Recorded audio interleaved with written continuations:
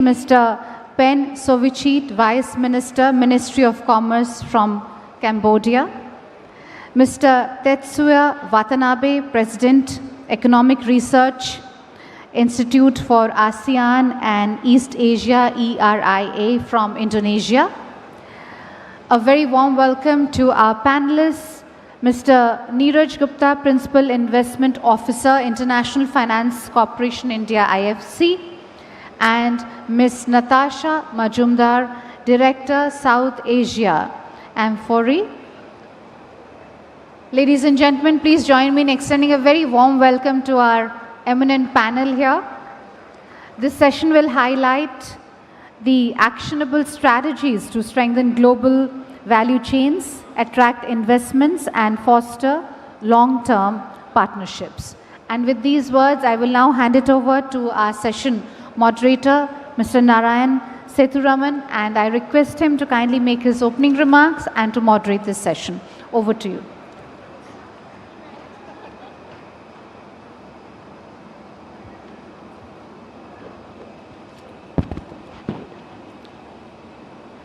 Good afternoon, ladies and gentlemen. It's the first session after lunch, but promises to be a very interesting topic, especially in the current geopolitical scenario. With those comments, it's my pleasure to welcome Ms. Armida, Executive Secretary, UN Economic and Social Commission and Under-Secretary General of the United Nations, His Excellency Mr. Min Min, Deputy Minister, Ministry of Commerce, Myanmar, His Excellency Mr. Sovichit, Vice Minister, Ministry of Commerce, Cambodia, Mr. Tetsuya Watanabe, President, Economic Research Institute for ASEAN and East Asia, Mr. Neeraj Gupta from IFC is the Chief Investment Officer, and Natasha Majumdar, who is the Director, South Asia for Amphori. Also welcome all of you here. It's a privilege and an honor to moderate this important session today. We gather here at a crucial juncture in India's trade and economic journey.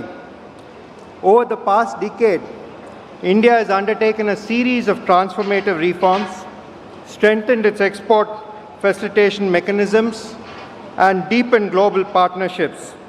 These efforts have positioned India as one of the most dynamic and resilient economies in the world. As mentioned, we meet at a moment when global supply chains are being redefined. You have heard this quite a bit in the morning plenaries too. Trade dynamics are evolving rapidly, and sustainability has become a central pillar of economic strategy. The challenges are many, but so are the opportunities. India stands at a pivotal moment at its economic trajectory. Our strategy for free trade and economic engagement reflects a multifaceted and inclusive approach, one that seeks to enhance global integration while ensuring balance and sustainable development.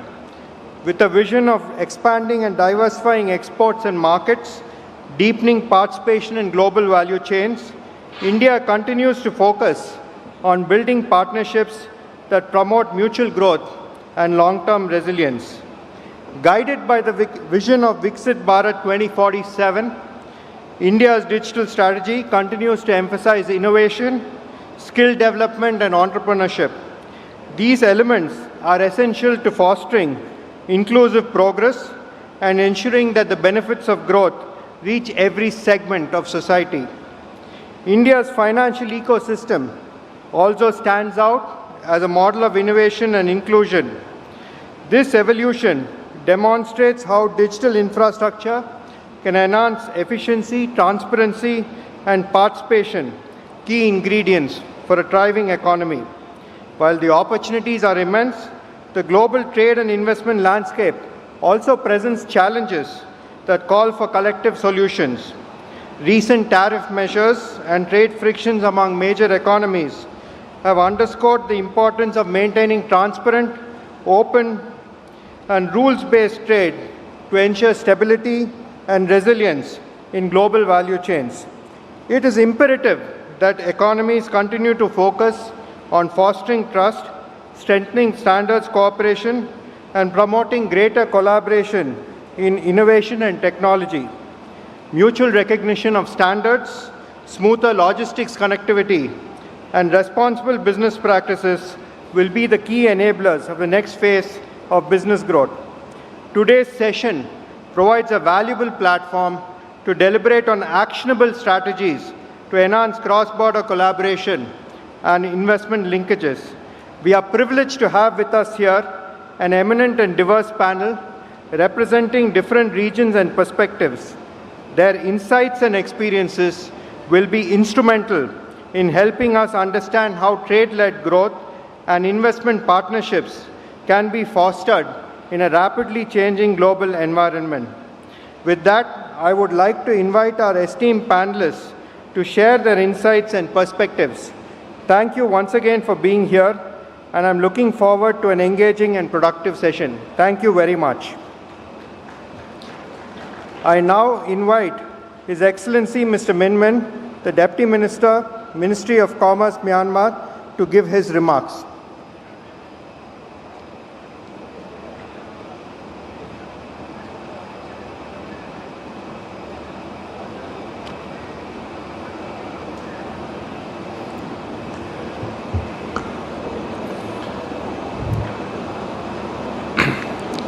Good afternoon, esteemed moderators, distinguished panelists, and honored guests. It is a profound privilege for the delegation of Myanmar to participate in this 30th Partnership Summit. I extend our sincerest appreciations to the government and the people of India and their gracious hospitalities and excellent arrangement for this important gathering. The title of this section, Gateway to Growth, resonates deeply with Myanmar. It reflects our national vision to serve as a dynamic land bridge connecting to the great economic engine of South Asia and Southeast Asia. By both geography and spirit, Myanmar stands as the crossroad of continental connectivity. Yet, being a gateway is not defined by location alone. It must be realized through visionary, sustainable, and mutually beneficial prosperity partnership. Myanmar and India share an enduring economic partnership rooted in story, culture, and trust. Our bilateral trade value over $1.6 billion in 2024 and 2025 year continues to expand, with India remains one of our top trading partners and currently ranks as the fourth largest. On the export front, Myanmar's agriculture sector has shown remarkable resilience. We are enhancing export of beans and pulses under the Memorandum of Understanding between the two governments, valid until 2026. Myanmar also exports garment, wood products, fishery items, veneers, metals, rubbers, and turmeric to India. Meanwhile, import from India pharmaceuticals, chemicals, food products, cotton, machineries, and vehicles reflect strong industrial cooperations. Pharmaceutical in the particular account for the 60% of Myanmar's market, underscoring India's role as a trusted, affordable source of quality medicines. We organize that foreign direct investment in the engine of sustainable growth. Although inflows are fluctuated, India remains value partner, ranking 11th with cumulative approved investment nearing $800 million as of September 2025. To strengthening investors' confidence, Myanmar's Investments Commission introduced the investment activities priority list in 2021, opening strategic sectors such as power generation, oil and gas, and manufacturing to foreign participation. We warmly invite Indian companies to seize these opportunities and join us in the advancing industrial transformations and sustainable energy development. Myanmar's goal is not simply growth, it's a sustainable prosperity. Trade and investments are the twin engines driving this vision as our economy transitions from a resource-based model to one that diversifies and knowledge-driven. We seek partnerships that are transformative, not merely transitional investments that create meaningful jobs, foster technologies, transfers, and strengthening value chain integration. Our vision of growth is inclusive, equitable, enduring, anchored in a shared prosperity for all. Our first strategy is to move up the global value chain with our partners, from agriculture to agribusiness, with fertile land and proud agriculture heritage. Myanmar is the leading supplier of persistent beans to India's and global markets. We now aim to evolve into modern agribusiness, investing and processing, packaging, and logistics that add a value and benefit for both sides. From assembling advanced manufacturing, our garment and light manufacturing sectors have driven growth. The next step is to advance into higher value industries, machineries, electronics, and renewable energy components, areas ideal for the Myanmar-India collaborations. Our second strategy is foster sustainable, stable, and predictable investment climate. Our special economic zones serve as integrated hubs for the trade, innovations, and logistics. They offer strategic locations, robust infrastructures, and investors-friendly frameworks to cross-border collaboration. Connectivities remain at the heart of the shared prosperity. Projects such as India-Myanmar-Thailand Trilateral Highway and the Caledon Multimodal Transit Project are not merely physical corridors. They are pathway to opportunity that reshape the regional economic landscape and reaffirm Myanmar's role as a true gateway from the South and Southeast Asia. In conclusion, Myanmar stands open not only for the business but for the partnership in the trusted sense. Our message is one shared opportunity and mutual progress. Together, we can transform this gateway to growth into the gateway to shared prosperity, a bridge connecting our people, our markets, and our futures.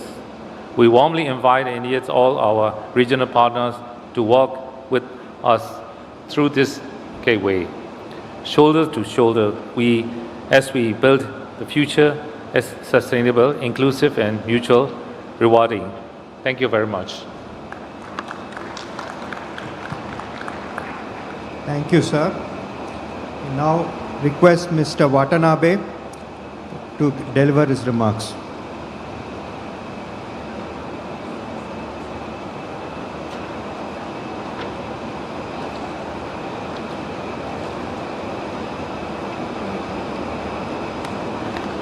Excellency, distinguished guests, ladies and gentlemen, I'm very delighted to be here in the very vibrant city of Visakhapatnam in Andhra Pradesh. Very good afternoon. We are witnessing a period of profound transformation. Trade flows are slowing, supply chains are fragmenting, and investment decisions are increasingly shaped by geopolitics and technology competition. For developing Asia, India and Southeast Asia in particular, this transformation poses challenges, but also opens new opportunities to expand domestic market, diversify markets, strengthen regional production networks, and build trusted partnership based on the complementarity. In this evolving landscape, India's economic transformation stands out.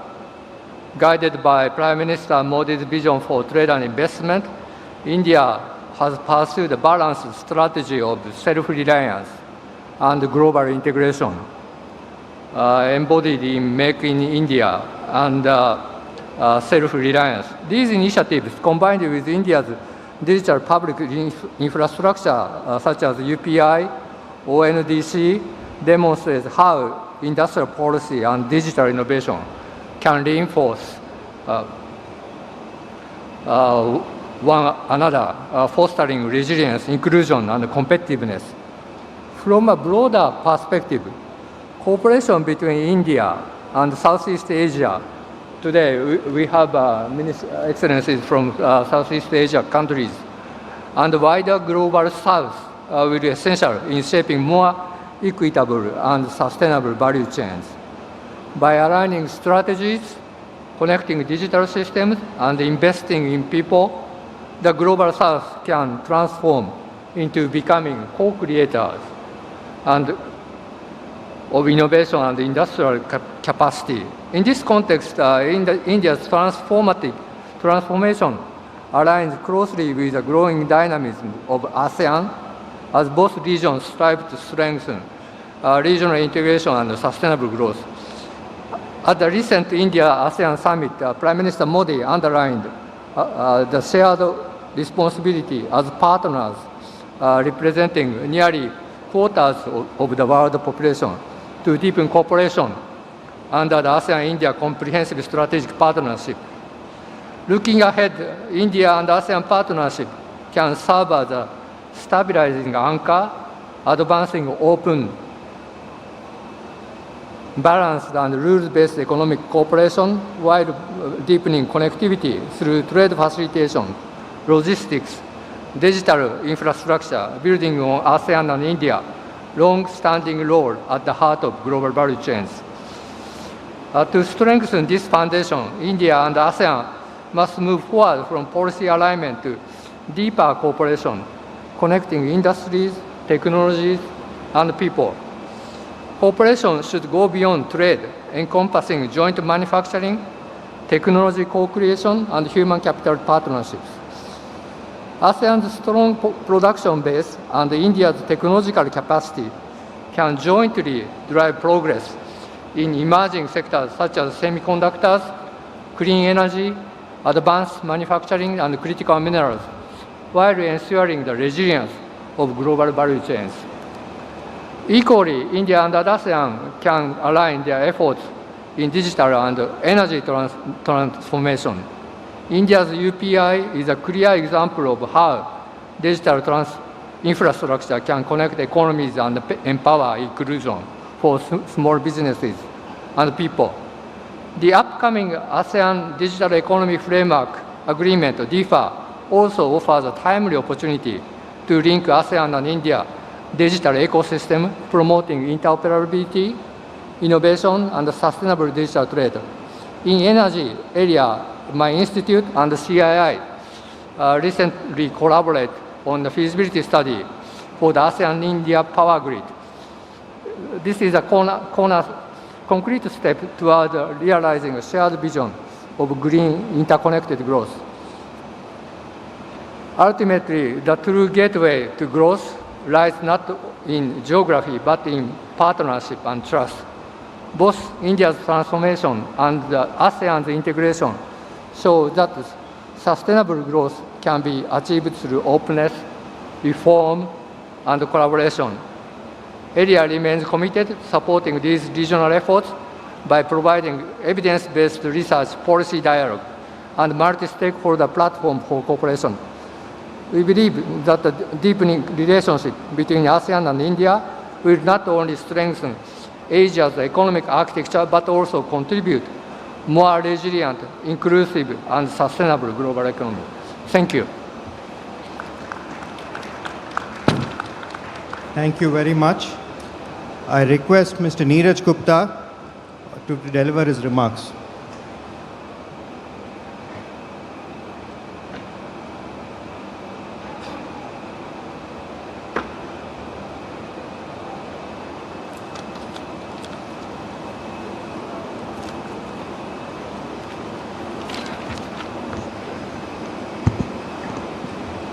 Good afternoon, everyone. Namaskaram. Delighted to be here in Visakhapatnam, city of tremendous opportunity, to discuss how trade and investment can serve truly as a gateway to growth for both India and Andhra Pradesh. I would also like to extend my heartiest gratitude to the organizers, the DPIIT, the Government of Andhra Pradesh, and of course CII. And very warm namaskaram to all the delegates, government officials, and industry leaders as well. I think India is at an inflection point, as one of the speakers mentioned before me, with transformative reforms, strategic free trade agreements, and digital innovation that is shaping the economy. And I think the global, rapidly changing geopolitical environment, which was also referred to earlier, is also impacting our policies and shaping the policies of Government of India. Andhra Pradesh state also has set an ambitious path through its Industrial Development Policy 24-29 and the Swarn Andhra Pradesh Act 2047. It's a very ambitious vision, leveraging the almost 1,000 kilometer of coastline, infrastructure, and medium and small enterprises to boost major industrial and exports by the year 2047. A bit about the development gaps. I think we all know there's a significant gaps, but a few numbers quickly on the magnitude of the challenge facing India as a country and Andhra Pradesh as a fast, rapidly growing economy, state economy. So developing countries collectively, globally, they face a US $4 trillion funding gap annually on an annual basis just to comply with the Sustainable Development Goals. We know that public budget alone cannot close this gap, and therefore we need to crowd in private sector investments. And that's where the role of a lot of the industry leaders present here and CII as a platform for those industries has to play a big role. I personally work on cities, and we've recently worked with one of the cities in Andhra Pradesh. So Indian cities need a total of $2.4 trillion by 2050 just to come up to the level of sustainable service delivery to achieve their public service obligations and to develop resilient low carbon infrastructure. It far exceeds their current investments that they make on an annual basis. So that just reflects the significant challenge that's facing not just the governments at provincial levels or India at a country level, but also our cities, which are supposed to be engines of growth. And the ironical part is that private investment in these cities, which are economic hubs, it accounts for only 5%, both through PPPs as well as through private lending, commercial lending to cities. So we do need to pay more attention to these these stakeholders and ensure that the contribution by them, both economically and efficiency-wise, is scaled up multiple times. A bit about India's strategy reforms. I think speakers before me have referred to ONDC, UPI. I won't repeat that. But there are other parts of the ecosystem that I think the government is working in an integrated manner. The policies such as Make in India, Atmanirbhar Bharat, the Viksit Bharat vision, the PM Gati Shakti and Swarnmala. I think all these building blocks in an integrated manner, they aim to improve infrastructure and logistics. They aim to cut costs. In the morning in another event, I was hearing that there was a recent study by NCAER which has estimated that logistics costs in India amount to a whopping almost 8% of GDP. The interesting part is this has come down quite significantly over the last few years, but it's still much higher than economies like China or Singapore or other East Asian economies. Forget about Western Europe. So we have a task ahead essentially. So with these forward-looking policies, India is well placed to be a trusted anchor for resilient growth and sustainable global value chains. Now, in terms of actionable strategies and the role that we can play, so we are part of the World Bank Group, but as one World Bank Group, the World Bank supports policy and institutional reforms, while IFC, we bring in private capital. We don't just bring in private capital, and we bring in private capital both to be deployed by the private sector, but also private capital directly to state-owned enterprises. And that's the role we recently played with the city of Visakhapatnam, where we've funded about $60 million for them to develop critical wastewater infrastructure, including wastewater recycling and reuse, without any government guarantee, without any state government or government of India guarantee. So it just demonstrates that even our cities, or at least the capable cities, can develop bankable projects or bankable structures which allow them to leverage private capital from development finance institutions such as ourselves. So together, World Bank and IFC can turn India's vision and Andhra Pradesh trade and investment ambitions into bankable and sustainable inclusive projects. And I think, again, the emphasis on the word bankable, because no private sector will want to put its money if it's not assured of a fair return, right? Subject to obviously certain degree of risk that each investor will take. And these projects could be bankable on their own, but I think equal importance needs to be given to making our entities bankable. Private sector wants to engage with entities, government counterpart entities, which are bankable, with a focus obviously on quality, resilient jobs, and livelihoods. Just to show that the importance we place on India as an economy, India is actually our largest portfolio globally. We have an exposure of $10.3 billion US dollars, which represents over 11% of our global portfolio. So just to put it in the perspective, India as a shareholder in the World Bank Group has a voting right of about 4-5%, but it represents more than 10% of our global portfolio. In Andhra Pradesh, a lot of you will know, we've recently, the World Bank Group, along with our partners, Asian Development Bank, have supported the development of the new capital, Amaravati, in a very, very big way. And it also aligns directly with the Swarn Andhra Pradesh vision. I mentioned about the Vizag project. And we work across verticals, so not just direct investments into infrastructure like Amaravati or the Vizag wastewater recycling project. We work through financial intermediaries. So we've been working through financial institutions and microfinance institutions who have a very large footprint in Andhra Pradesh, especially catering to low-income households, women entrepreneurs, and MSMEs. We also work on manufacturing. So industries which are setting up base in Andhra Pradesh, in India, including foreign investors, we try and do what we call South-South partnerships. We bring in companies, international companies who are interested in setting up base in India, and we not just bring them in with, curating these partnerships, but we also are able to provide funding to them.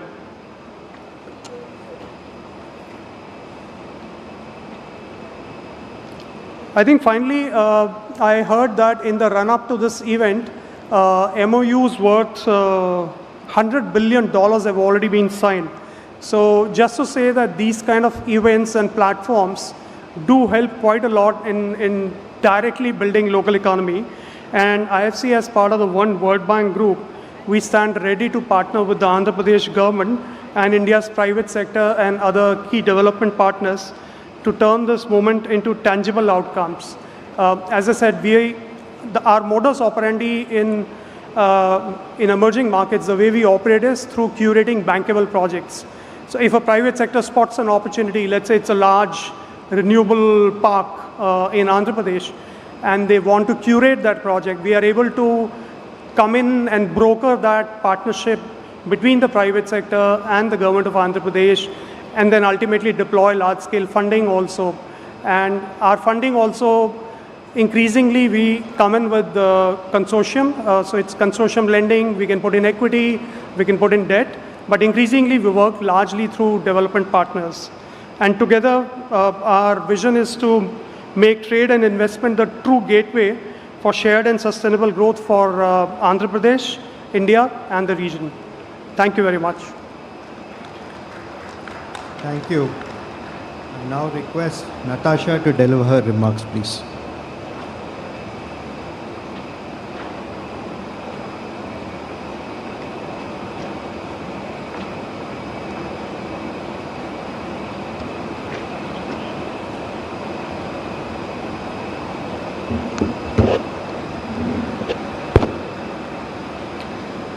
Well, distinguished panel, esteemed guests, colleagues, and friends, it is a pleasure for me to be here standing in front of you at the 30th CII Sustainable Partnership Summit 2025.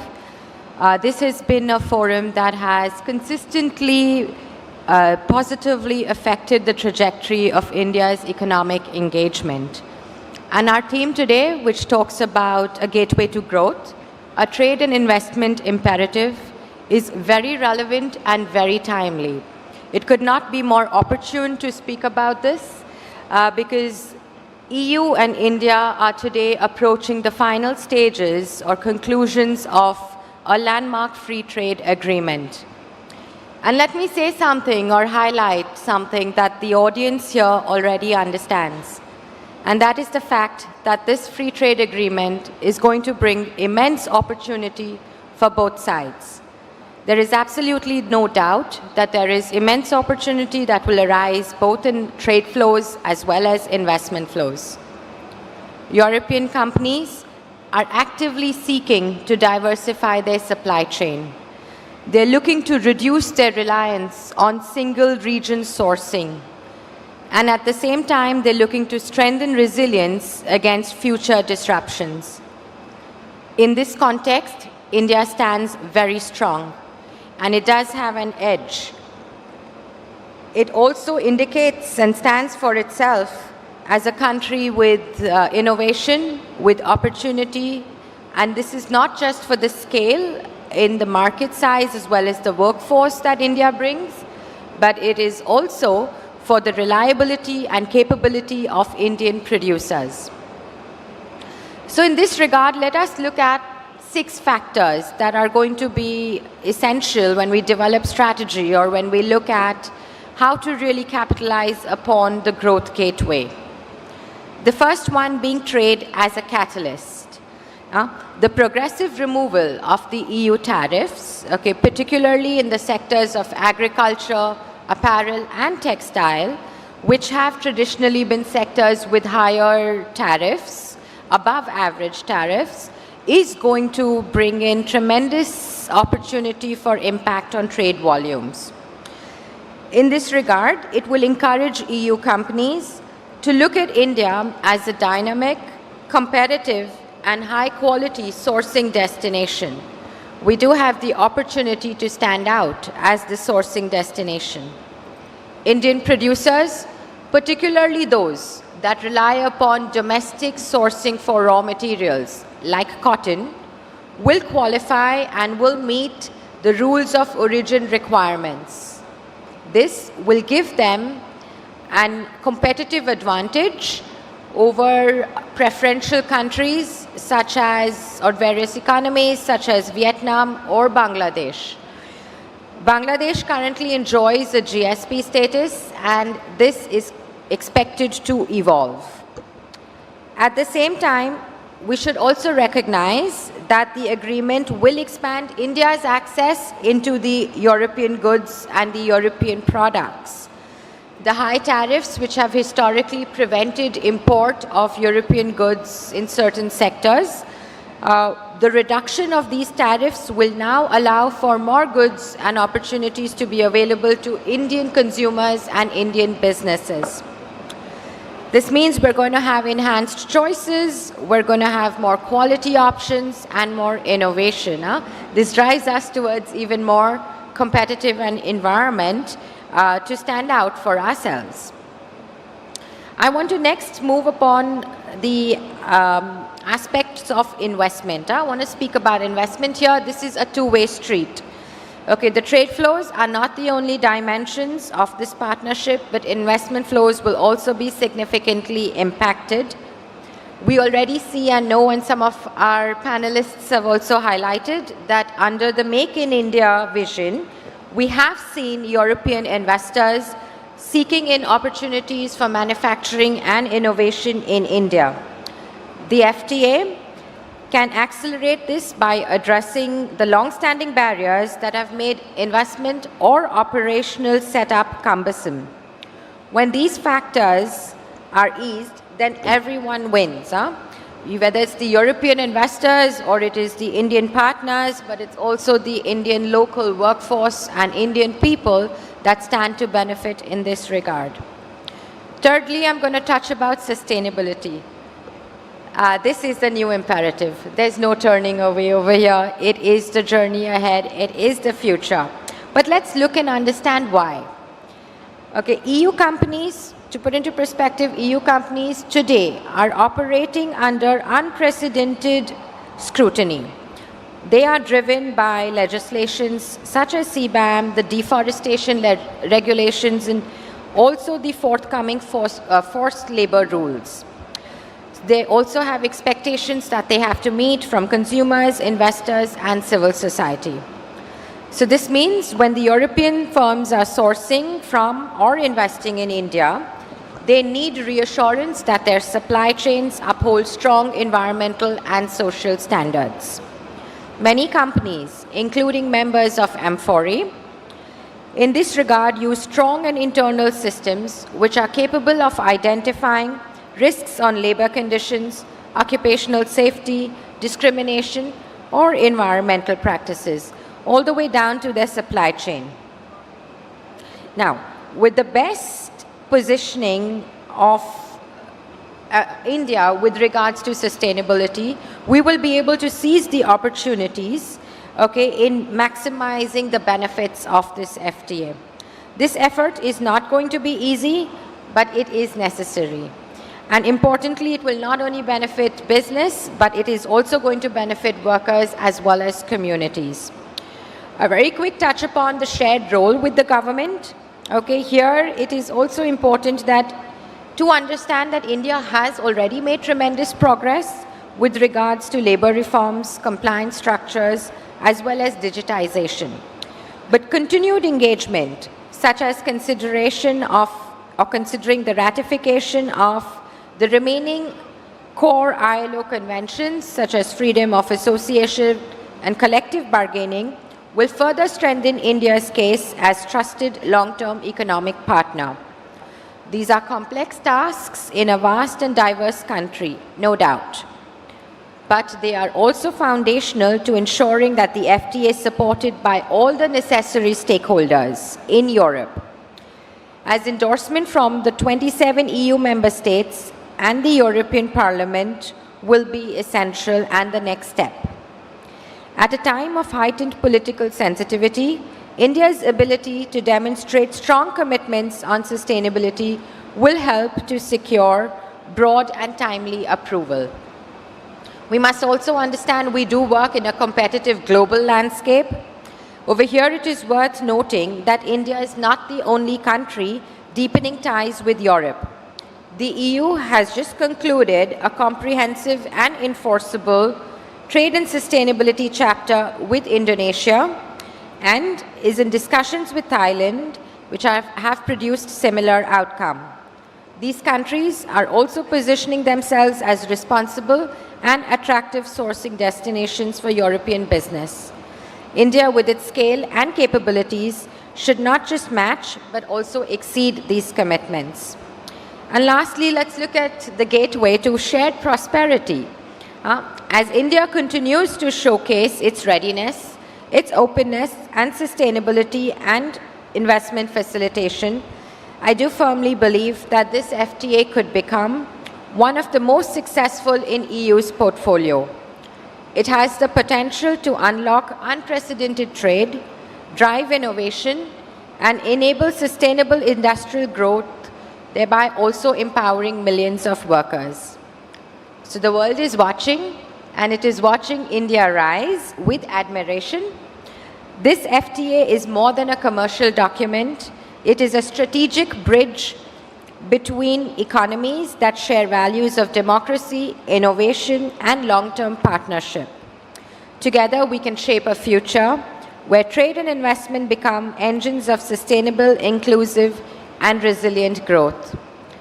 Ladies and gentlemen, the gateway to growth is open. Let us step through it together. Thank you. Thank you, Natasha. I now request Her Excellency Ms. Armida to deliver her keynote address.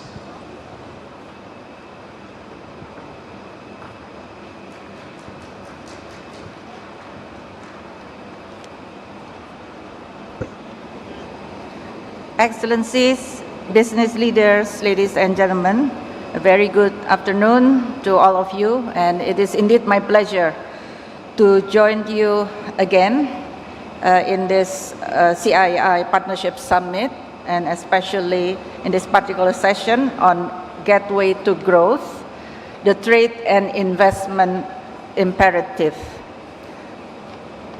By way of background, let me start by highlighting the two interconnected challenges faced by many countries in our region in sustaining long-term economic growth and development. The first one is the convergence of per capita income levels between developing countries and the world's frontier countries has decelerated, driven by slower labor productivity growth and the diminishing impacts of capital accumulation on productivity gains. Second, many countries in the region remain trapped in production activities with lower value addition, and it is becoming more difficult to upgrade into high value addition segments of global supply chains amid rising trade protectionism and fierce international competition on technologies. The answer to overcome these challenges lies in strategic trade and investment partnership, in forward-looking alliances that transcend borders, that ignite sustainable economic growth as well as development, and in forming network of free trade agreements that prioritize areas such as green technologies, digital infrastructure, and resilient supply chain. By forging deeper ties with like-minded partners through strategic free trade agreements, countries can diversify trade routes, mitigate risk from restriction, and channel investment into high-impact sectors. In the present global context and situation, it is of my view that for India, the gateway to growth can further be opened through continued policy reforms in areas such as ease of doing business, labor laws, and streamlining custom procedures and reducing logistical bottlenecks. Second, by fostering a vibrant innovation ecosystem, which is crucial for developing high-value products and services, through increased investment in research and development, encouraging the creation of intellectual property, promoting collaboration between academia and industry, and supporting startups. And third, by investing in skills development and vocational training programs aligned with industry demand, will ensure a skilled workforce capable of supporting advanced manufacturing and digital services. Fourth, by adopting policies that promote green manufacturing, renewable energy, and sustainable supply chain, will align India with global environmental goals and open up new opportunities in the green economy. Fifth, by leveraging India's robust digital public infrastructure, such as the Aadhaar, UPI, and the Open Network for Digital Commerce, can further enhance trade efficiency and financial inclusion. And finally, by tapping into India's large domestic market, the country's 1.4 billion population with increasing purchasing power is one of the largest markets in the world. The government has taken initiatives such as Make in India and Atmanirbhar Bharat. It is high time that in addition to facilitating FDI inflows, domestic investment are also facilitated to upscale the manufacturing and services sectors. The industry also starts to tap into the large domestic market, which will keep India's momentum of growth on the right path. With the above thoughts, I conclude, and thank you very much for your kind attention. I wish you all a very successful summit. Thank you very much. Thank you, ma'am, for a very holistic address. I now request His Excellency, Mr. Sovichit, deliver his keynote address.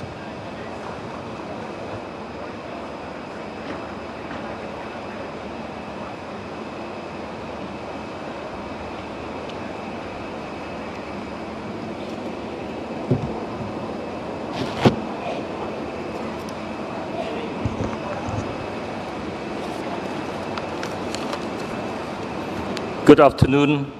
I think all the speakers have exhausted all the idea that people need to absorb in order to get as a lesson learned or the fruitful discussion of this panel.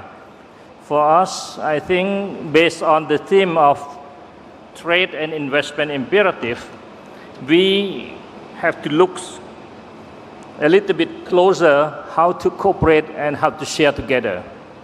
This morning, distinguished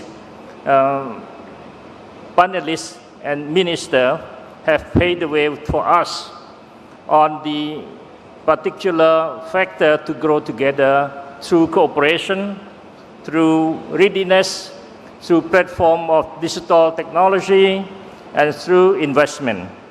In this panel, we discussed how trade and investment would be. So first, my respect to Mr. Narayan Setumramon, the co-chair, Confederation of Indian Industry, International Council, and CII, Trade Policy Council, and Managing Director.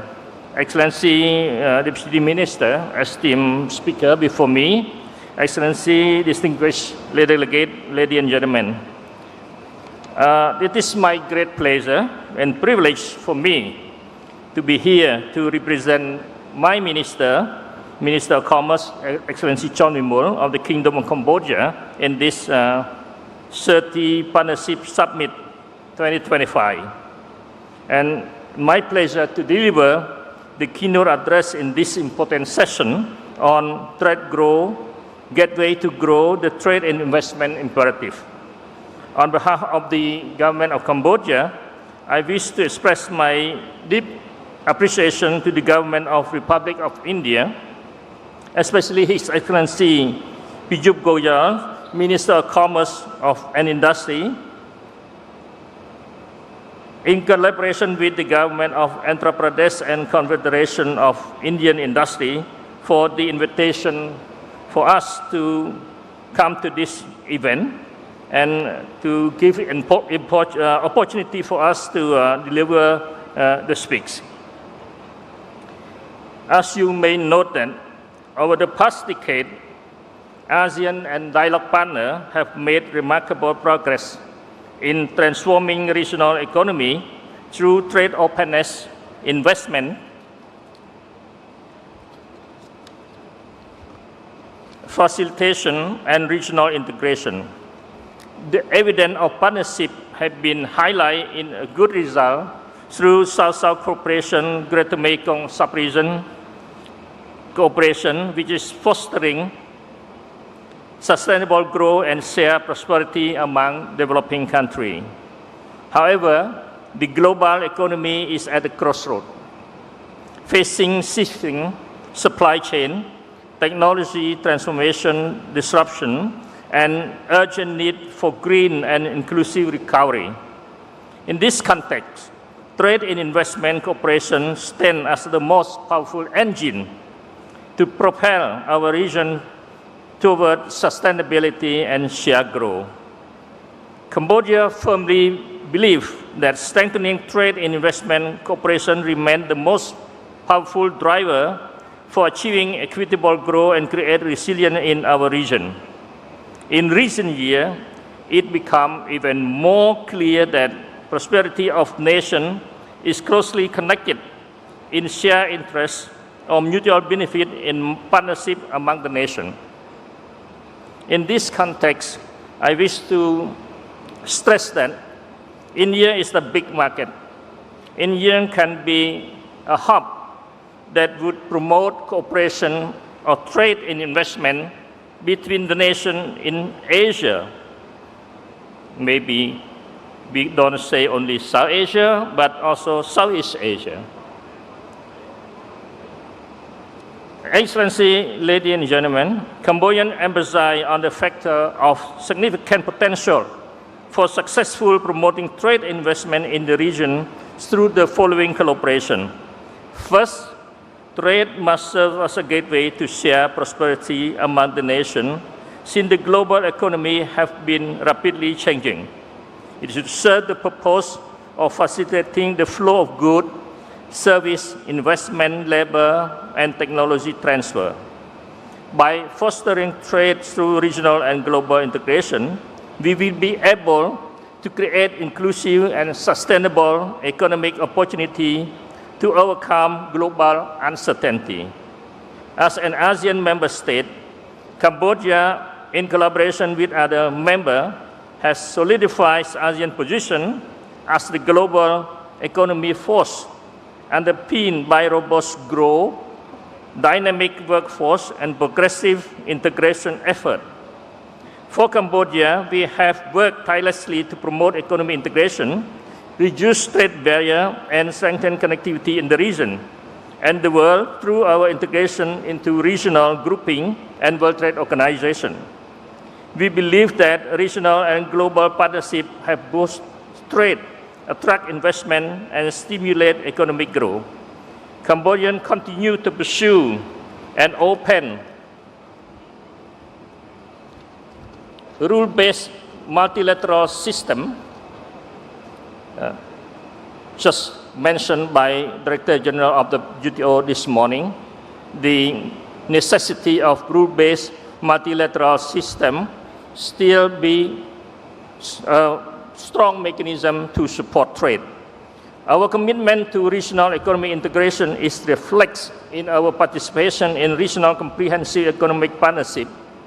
That's in this particular point, I strongly suggest that the more partners we will have, I think we can expand our trade much more better and larger. And our active role in ASEAN Economic Community Framework, particularly ASEAN-Indian partnership as a vital pillar of our collective economic resilience. For this particular case, India's growing global role in technological capability and being a large market have complement in ASEAN integration agenda. The progress has been made through mechanisms such as ASEAN-Indian Trade in Goods Agreement, ASEAN-Indian Business Council, and Plan of Action, which both sides are creating new pathways for trade, investment, and digital connectivity. For this year, 2025, ASEAN-India focuses on cooperation in areas such as digital transformation, supply chain resilience, and other cooperation. Cambodians support the ongoing review of the ASEAN Trade in Goods Agreement to make it more modern, inclusive, and responsive to emerging global reality. We encourage collaboration in MSME development, innovation ecosystem, and sustainable investment, particularly in sectors such as renewable energy, digital transformation, and infrastructure. We believe that partnership of deeper regional connection will unlock new market opportunity and strengthen the value chain that create prosperous linkage of our economy. Second, investment is the engine of transformation. The Royal Government of Cambodia adopt and implement the new law on investment and aim to boost foreign trade investment. We invite India partner looking at this opportunity to move to Cambodia, which is a market that could share the growth together.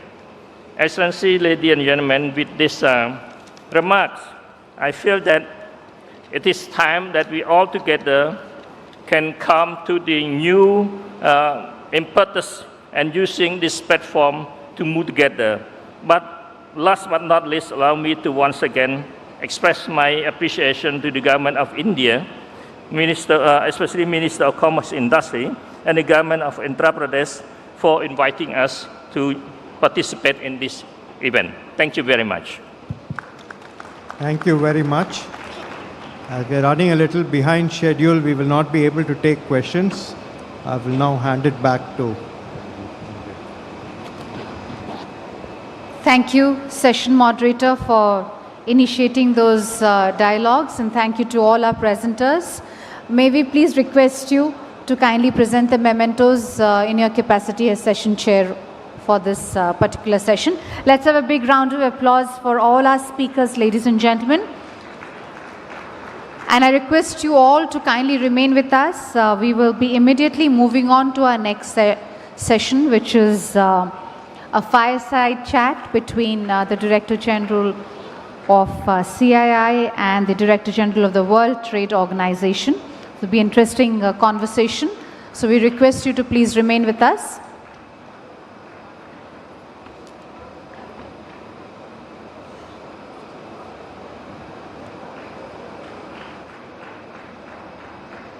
Let's have a big round of applause. I know it's the later part of the day, but let's show some enthusiasm. Let's have a huge round of applause for all the speakers, ladies and gentlemen.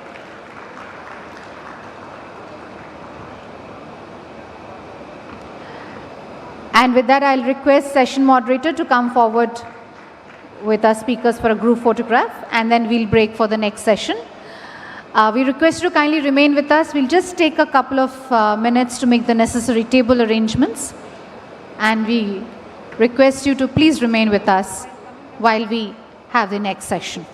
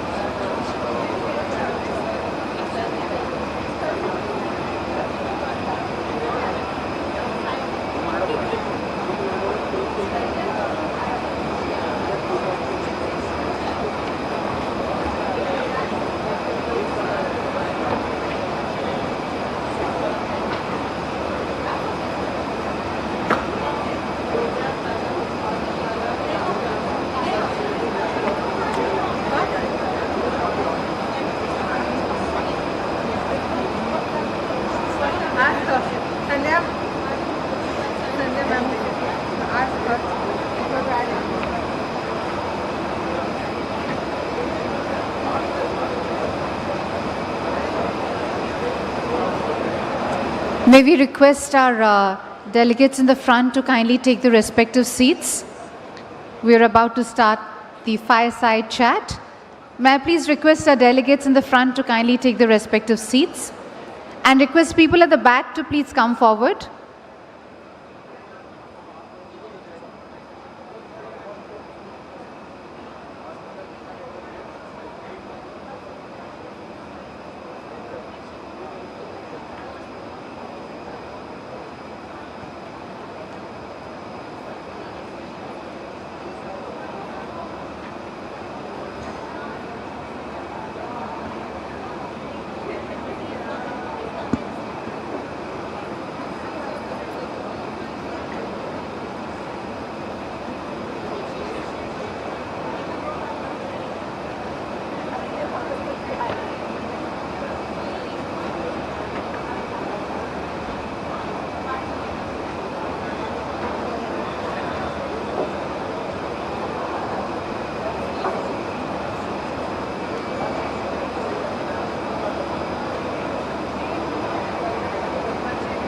Ralston is driving that momentum, taking India to the world. From revolutionizing bicycle tires in the 1950s to leading automotive innovation, we now enter a new era, commercial tires.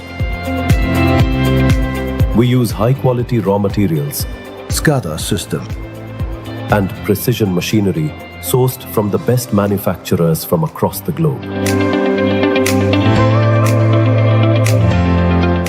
Our automated tire building utilizes nitrogen curing for superior uniformity and performance. Our proprietary cool compound technology enhances fuel efficiency. Every tire undergoes rigorous testing: visual, X-ray, uniformity, and dynamic balancing. We ensure radial runout, endurance, and casing strength meet our exacting standards.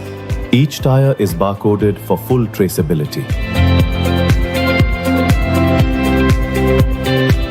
Made in India, made for the world.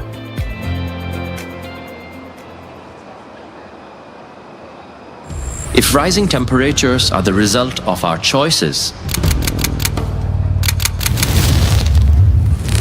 can better choices rewrite the future?